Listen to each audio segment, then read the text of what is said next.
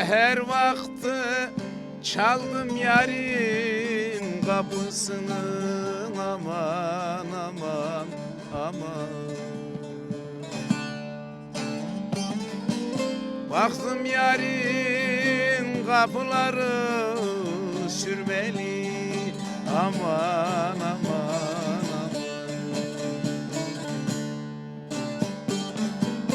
Hoş bulmadım otağının yapısını, aman aman aman.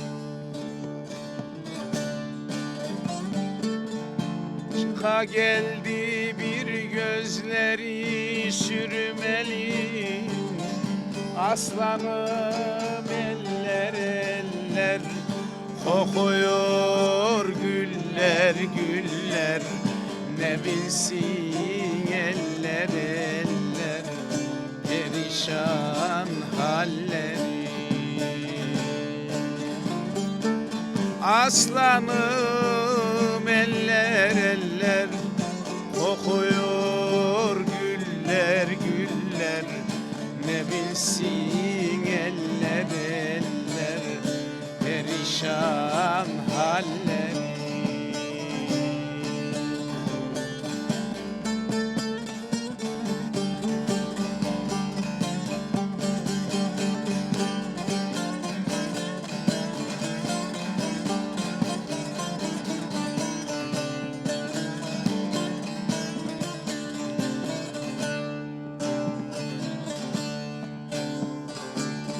Açtırdım kapıyı, girdim içeri, aman aman aman.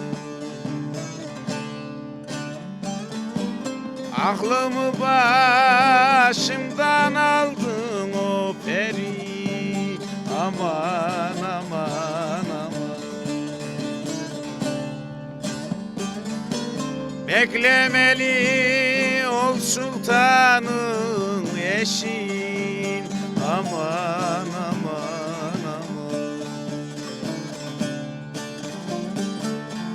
Günde 100.000 kere yüzleri sürmeli, aslanım eller eller, kokuyor güller güller, ne bilsin eller eller, perişan hallerimi. Aslanım eller eller, kokuyor güller güller, ne bilsin eller eller, perişan haller.